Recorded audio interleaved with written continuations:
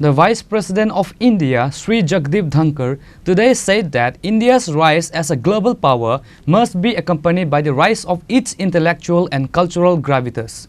This is very significant as the rise without this is not lasting and the rise without this is not in harmony with our traditions. The Vice President also stated he will be retiring at the right time. Vice President Jagdeep Dhankar on Thursday, July 10, 2025 said he will retire in August 2027. Subject to divine intervention, Vice President Dhankar's 5-year term as the 14th Vice President ends on August 10, 2027. Addressing the inaugural annual conference on the Indian knowledge systems in New Delhi as the chief guest today, Shri Jagdeep Dhankar said India's rise as a global power must be accompanied by the rise of its intellectual and cultural gravitas. This is very significant as the rise without this is not lasting, and the rise without this is not in harmony with our traditions. The strength of a nation lies in the originality of its thought, the timelessness of its values, and the resilience of its intellectual traditions. That is the kind of soft power that endures, and soft power is potent in the world we live in, he said. Boys and girls and those in the last bench, you are not backbenchers. You happen to be sitting at the end, but you are more significant for everyone. When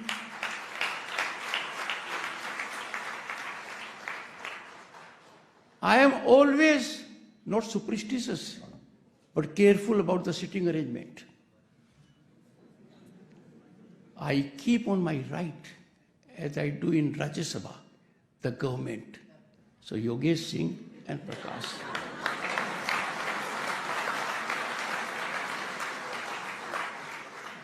But on my left, we always have the opposition. Professor Balram Pani.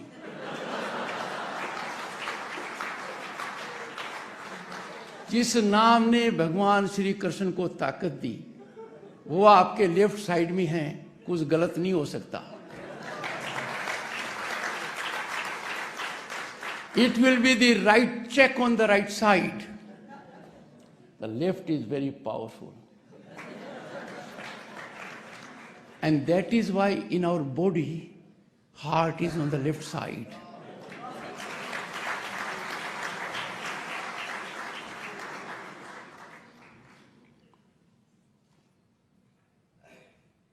Shri Prakash Singh, in his brief address, gave out contours of what will happen over next year on very important aspect, that is pulsating in the mind and heart of 1.4 billion people and beyond.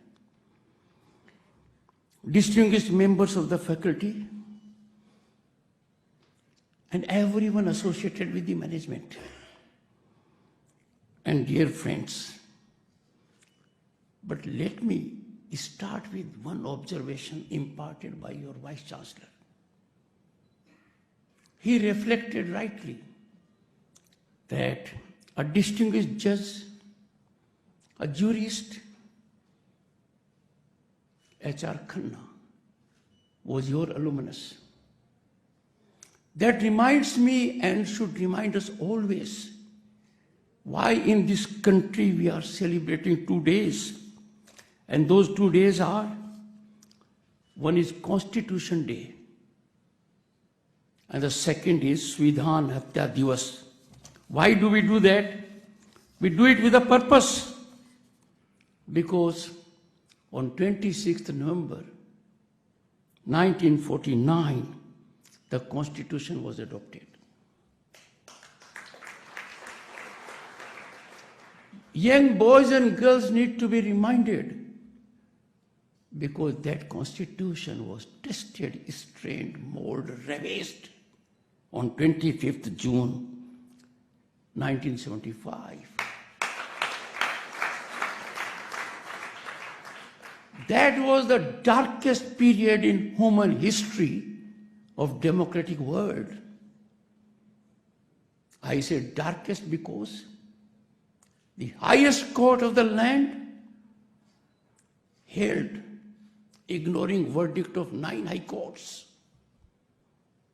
9 high courts were uniform, that in democracy, fundamental rights can never be put on hold.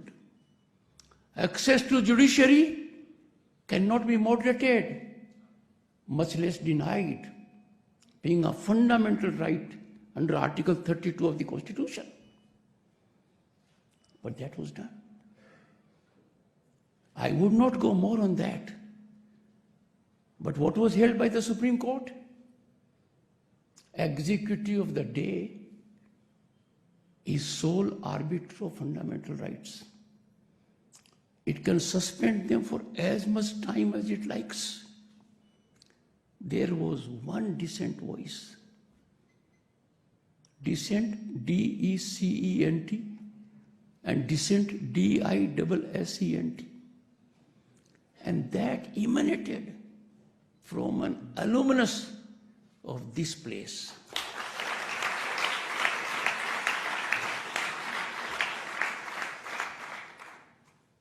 Boys and girls, remember what was written at that point of time in the New York Times editorial. I quote from the editorial. If India ever finds its way back to freedom and democracy, that were proud hallmarks of its first 18 years as an independent nation, someone will surely erect a monument to Justice H.R. Khanna, unquote.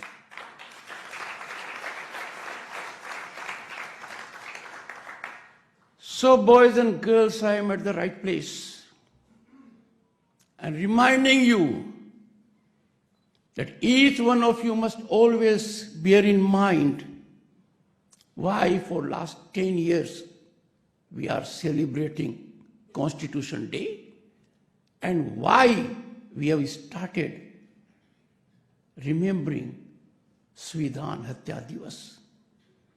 Because by virtue of your age, you may not have seen what went through.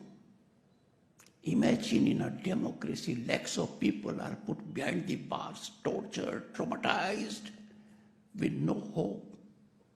The tunnel for them was dark. There was no light. And therefore it is befitting, particularly at this place, to start this series and look at the nomenclature of it. Kartevam, a Sanskrit word that defines all. I need not say more on that. And I am sure it will be game-changing for the nation to be enlightened on these aspects. In our country, iconization is taking place frequently. We iconize people without testing them. We accord them elevated status on parameters that are baffling. Sometimes it is managed, event managed, and suddenly you will find in a particular field one becomes a leader. Time for us to challenge such things. We must be discerning. We cannot allow these people who have no claim justifiably to influence our minds. Before believing them, we must test them.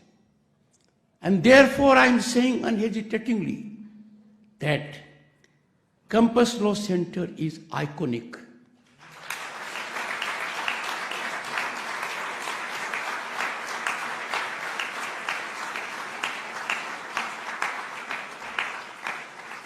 It has been tested all throughout.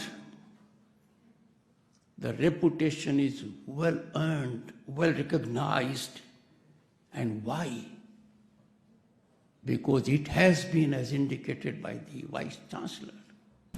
He further said India is not just a political construct formed in the mid-20th century, it is a civilizational continuum, a flowing river of consciousness, inquiry and learning that has endured.